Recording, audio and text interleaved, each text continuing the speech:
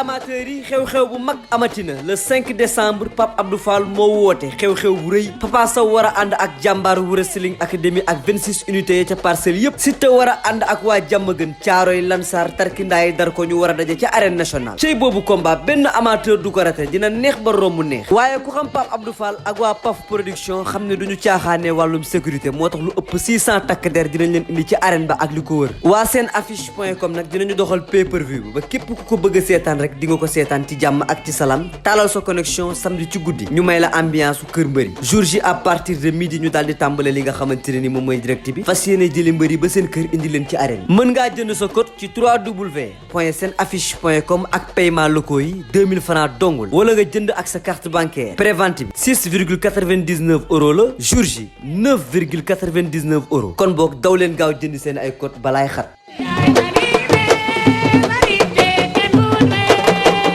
léegi ñu dem ci benn combat mu war a am dimanche diggante Papa Sow ak Siteu xam nga ñaari mbër yi yàgg nga leen a seetaan lan nga may wax ci combat boobu noonu dama bëgg nga décortiquer ma combat bi ku ci nekk ci mbër yi nga wax ma qualité yi nga xam ci moom. Papa Sow ñu tàmbale si Papa Sow déjà maa ngi koy nuyu di ko ñaanal jàmm ba si combat ba dëgg ndax dafa nekk grand boo xam ne ni grand bu baax la dama lay nettali rek benn anecdote ndax dafa benn jour dafa bëre xaw ma ku mu doon bëreel ba gagné waa Mbaaw fi mu dëkk muy grand Mbaaw maa ngi leen di nuyu ñoom ñëpp waa Mbaaw ñu def benn association ne dañuy dem jàppale ji Papa Sow mu recevoir leen waxtaan ak ñoom si biir waxtaan bi mu xamal leen ne pourtant Mbaaw am ngeen fa benn mbër moo xam ne ni champion la bu ngeen ko jàppalee day dem ndax boobu seetaan na mu bëre loolu dafa nekk lu ma marqué donc Papa sunu grand bu baax la dëgg nag. dañuy gars yi dañuy wax rek taay bi andi accaparé wu ko ci dara taay bi terew koo bëre ndax nag dégg na daal te daan na ci ku ne Papa Sow buy bëre ku ko sut si lay gën a amee à l'aise si lay gën a nekkee à l'aise comme ni mu ko waxee waaw donc combat bu neex lay doon ndax Papa gaaw na mën naa bëre mën naa xeex te liy gën a jafe mooy di xool coup waaw donc Siteu xam naa ne sax xeebul Papa Sow mais daal lu mu mën a dolli rek na ko dolli lu mu mën a yokk na ko yokk te xam ne am na combat. yan qualité nga xam ci Papa Sow. comme ni ma la wax rek mën na xeex mën na bëre te dëgg ñeme na entraînement ndax Papa Sow dégg naa bokk na ci mbër yi gën a sérieux te mosoo ko dégg ci dara lu ñàkk fayda dëgg am na yar am na diine respecté na li muy def muy làmb ndax daf ko bëgg respecté li ngay def weesuwul ngay xañ sa bopp lu bari. te Papa daal man daal loolu laa xam ci moom jàmbaar ñi me entraînement mën na bëre ndax nag école bi mu génnee Fass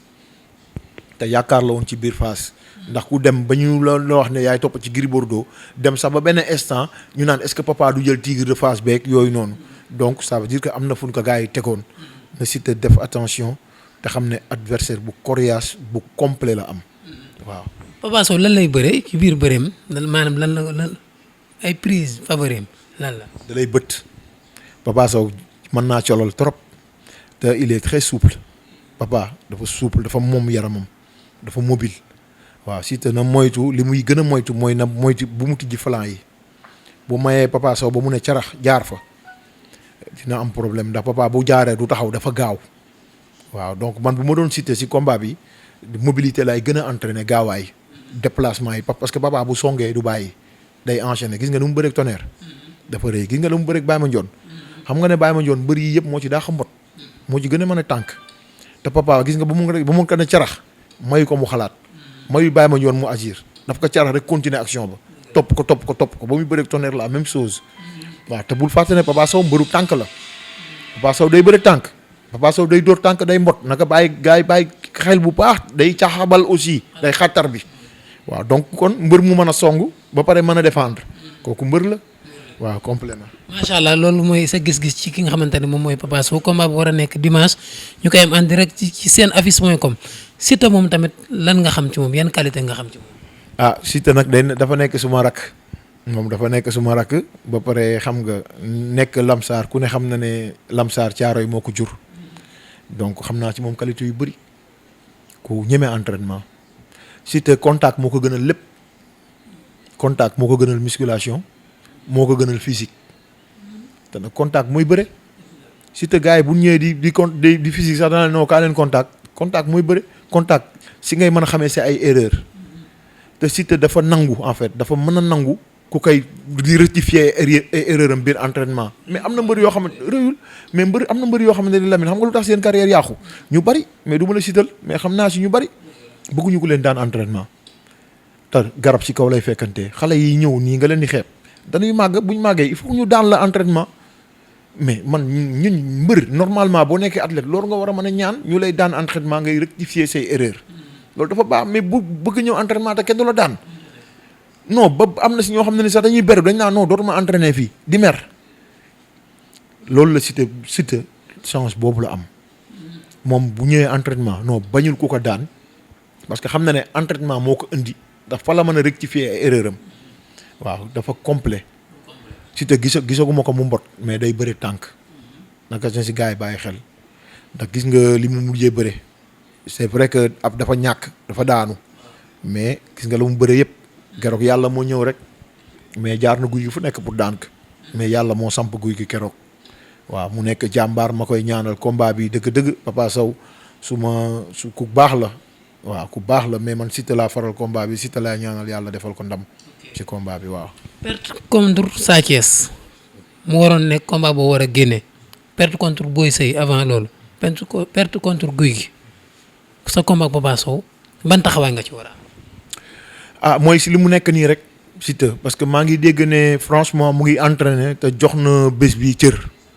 ndax xam na Papa Sow xam na ki muy dajel xam na ne Papa Sow non seulement que dafa jóge si écurie ñëw si écurie ba pare xam nga dafa am lu mu bëgg aussi dafa am si lu mu jóge Papa Sow ku ne xam ne dafa am si lu mu jóge te metti na ko bëgg na relancer waat carrière am surtout boo yoree écurie bu bees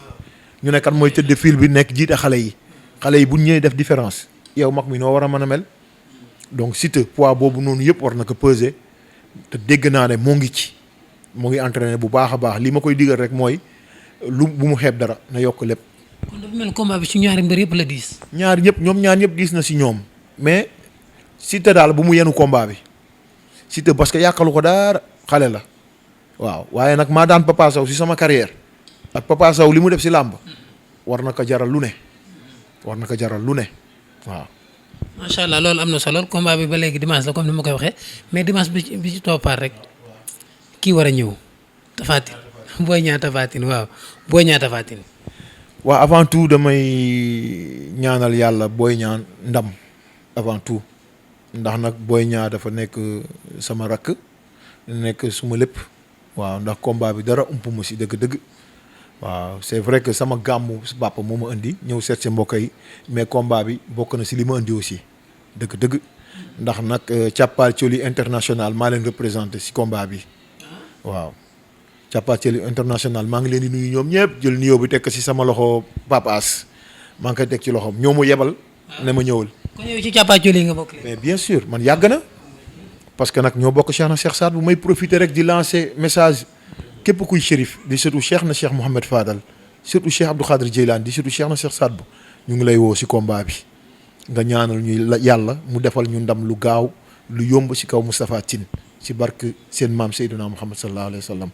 waaw. mais terewul nag am ngeen combat boo xamante ne combat bu yéeme la parce que ki ngeen di bëreel moo leen long moo leen large nga gars yi nee nañ fu mu dóor buntu ubbeeku. billaahi gis nga athlète boo nekkee athlète boo amee 80 kilos. amul koo mënta daan Lamine amul koo mënta daan man bi may daan tubaabu joor numéro 2 boobu mu ngi toj arène final laa ko daan ba pat te boobu man defuma sax 80 kilos Lamine. tubaabu joor wan maas. bëri ngeen. bëri nañ ba pat final bu rëy laa bëreeg moom. te wallaahi wax naa ko bi ñu ñëw tournoi bi laa ne ko yow laay bëreel final te bu ñu tasee final di nga xam ne doo dara te loolu la ma yàlla doole la keroog jële bu gaaw laa ko daan waxuma la daanantu nii de ay bif ay 4 appuis 3 appuis non dama ko daan ba toog si kawam. avec la manière billaay parce que xam naa ne xeeb na ma xam naa ne maa ko gën a gaaw parce que kati boobu def na si man lu garaaw gaawaay laa ko daane ak bëre donc athlète boo ko nekkee complet noo xanaa xam moom mouvement boo mouvementé 120 kilos 140 boo ko mouvementé 60 kilos lay def waaw donc Tapha Tine ak nu mu manti toll ñu ngi koy ñaanal jàmm ba bés ba yàlla defal ñu ndam. mais kon gëm nga ne Boy Niang mën na ko daan. mais bien sûr. man billaahi saa bu ma tëddee damay nelaw ci combat bi te xam naa ne Boy Niang moo ma gën a mën a nelaw fuuf ndax combat bi li mu laaj dinañ ko def si kàttanu yàlla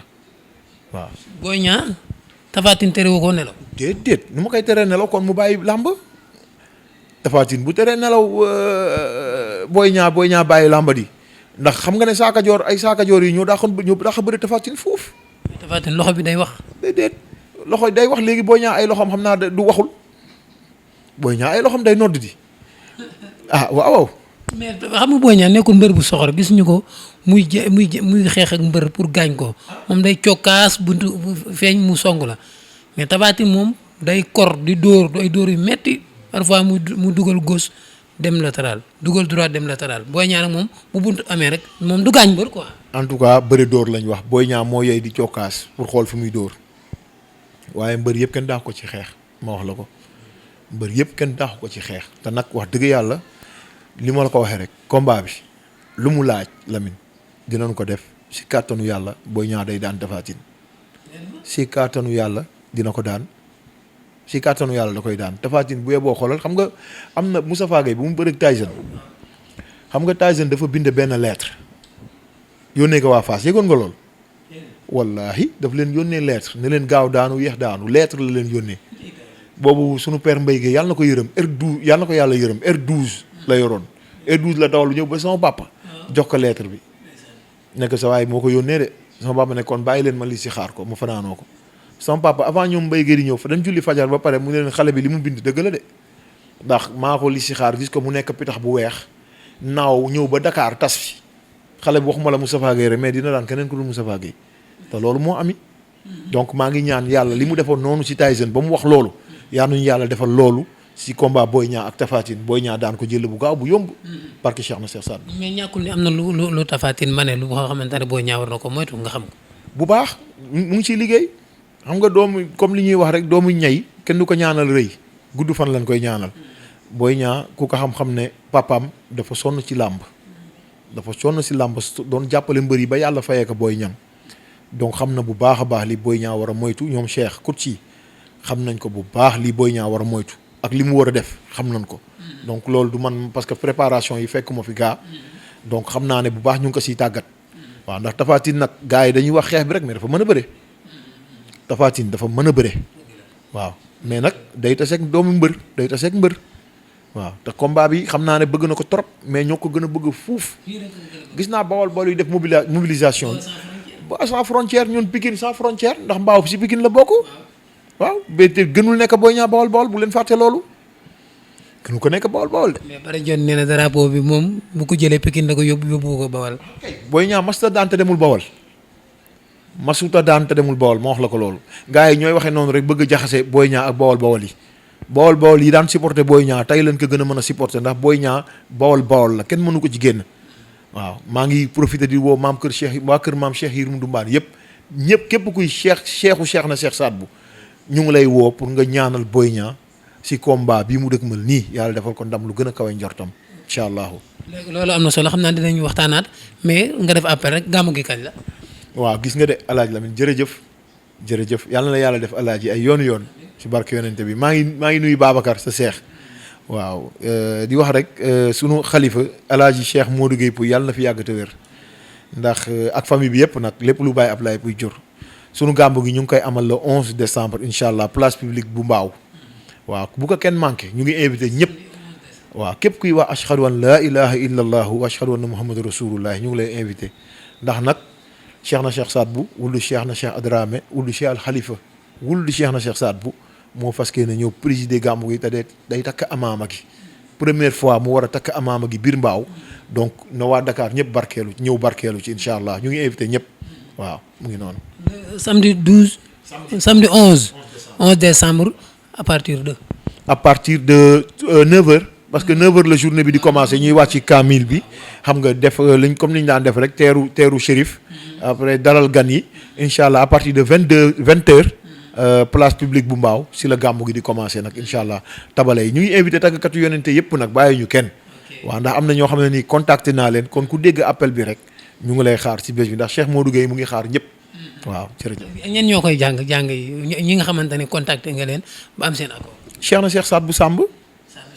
day ñëw Mouhamed Alla Diop day ñëw Cheikh Lamine Ndiaye day ñëw Mouhamed Seck bu sunu baay Cheikh Seck day ñëw ak jàngkat yu yonent bi yëpp daal. waaw Thiès yi xanaa naa contacté wala ñoom Fadel Gueye ak Sidaat yi. ñoom Fadel Gueye ñu ngi leen di invité parce que man awma seen numéro Sidaat yi Gueye ak Fadel Gueye ñoom ñëpp bu ñu déggee sama woote bi incha allah nañ ak seen mag Modou Gueye ak seen mag Modou Gueye waaw ak seen mag Modou Gueye ak Moustapha Samb ak ñoom Sam Mbuub ñoom Pape Malick ak ñoom Aboubacry Samb ñoom ñëpp sama ay xarit lañ donc képp kuy tàgg ko ci yoon Moustapha Mbaye sunu papa waaw sama xel bi moo fattu mais ñoom ñëpp sama ay wóolëre papa lañ ak sama ay xarit lañ ñu ñenn ñi donc ñoom ñëpp maa ngi leen di woo képp kuy waxtaan ci yonent bi ñoom oustaz Pape Anne xam nga sama ñoom Pape Mamadou Garmi ñoom Age Bekaay maa ngi invité waa ahlu lamb yëpp Cheikh Thierno Ndiaye moom su ma xaritu papa loon maa ngi koy invité ku ko xam-xam ne Cheikh Sadbou moom rek la bëgg maa ngi koy invité si gàmmu gi di invité nag mbëri yëpp aussi le 11 décembre incha allahu taala di place publique bu Mbaaw. Lutte TV invité naa la maa ngi invité directeur général Lutte TV Buzz Ibrahima Faye maa ngi lay invité waaw di nuyu nag lutteurs yi nekk si diaspora bi yëpp maa ngi leen di nuyu waaw maa ngi nuyu lutteurs yi nekk si diaspora bi yëpp di nuyu sama xarit ñi ma doon àndal ñëpp waaw jërëjëf Lamine jërëjëf.